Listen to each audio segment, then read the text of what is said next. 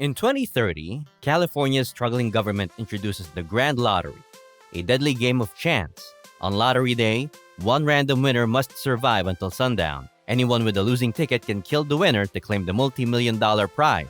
No guns or bullets allowed. A rugged man runs through the city under attack from every angle. Using his fighting and survival skills, he manages to escape, finding refuge in a house where Grandma Tala is babysitting an infant. But Grandma Tala, pretending to be harmless, kills the man and claims the lottery before anyone else arrives. Johnny Grand, the host of the televised lottery show, presents Tala with a check for $22 million. Meanwhile, former child star Katie Kim arrives in Los Angeles, dreaming of reviving her acting career. Unaware of the Grand Lottery and its record $3.6 billion jackpot due to multiple rollovers. She's just 18 hours away from the next deadly drawing. On a bus ride, Katie meets an old woman, Sweet Irene, and steps in to discipline a rude father who's berating his daughter over a failed movie audition. Unbeknownst to Katie, Sweet Irene has stolen her watch. Katie rents a room from the greedy Shady and her boyfriend, DJ. Soon, she discovers that the apartment above is leaking sewage, ruining all her clothes. Desperate, she pays Shady $40 to rent some gaudy clothes for an audition. On her way, an Uber driver mentions she used to work in construction and installed the panic room in MGK's house. Katie's audition turns out to be a letdown, costing her over $400. However, in a twist of fate, she accidentally enters and wins the Grand Lottery. Suddenly, everyone around her, including people from her audition, a karate class, and a yoga session, attacks her on sight. Katie realizes she's just won $3.6 billion, making her the ultimate target.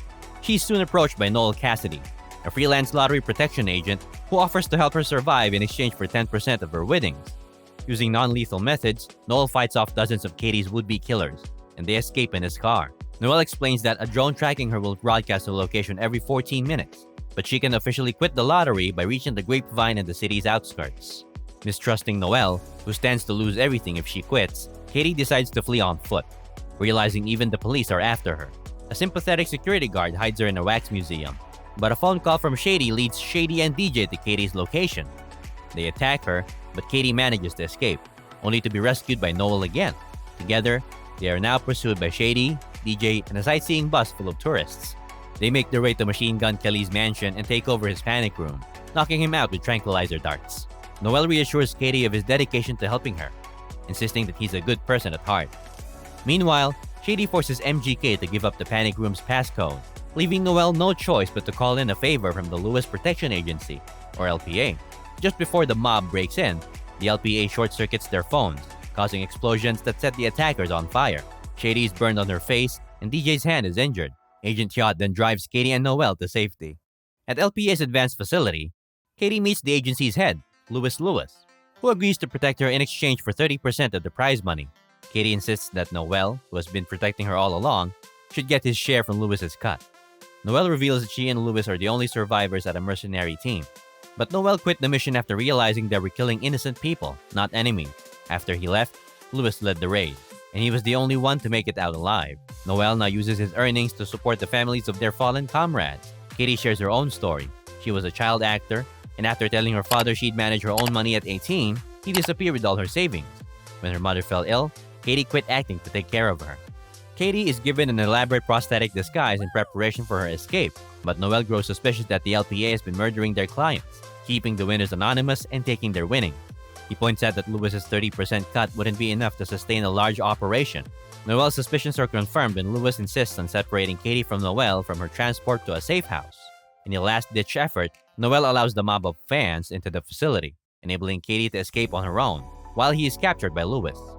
Before Katie reaches the grapevine, Lewis calls and threatens to kill Noel if she doesn't surrender.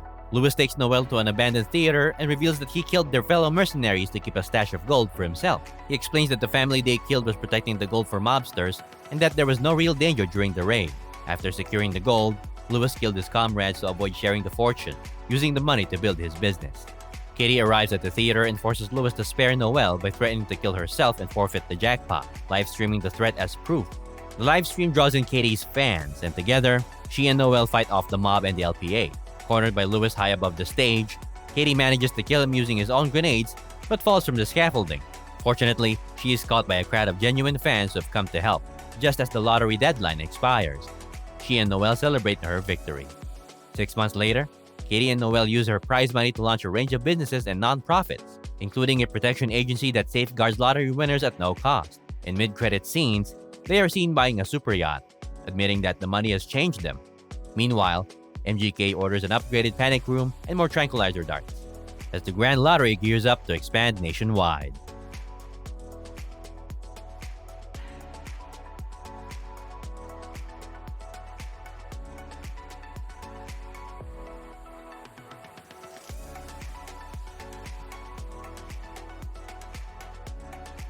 Jackpot, directed by Paul Feig, follows Katie Kim, played by Awkwafina, who accidentally finds herself the target of this deadly game.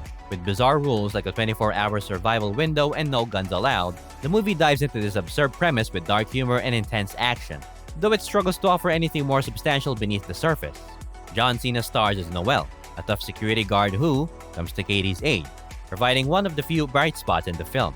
Their chemistry adds a touch of warmth to an otherwise shallow storyline, filled with improvised jokes and repetitive fight scenes.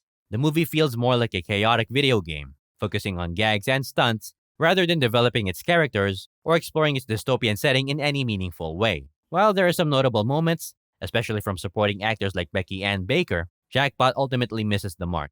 It skims over the darker themes of its premise, choosing instead to deliver superficial entertainment that doesn't challenge its viewers.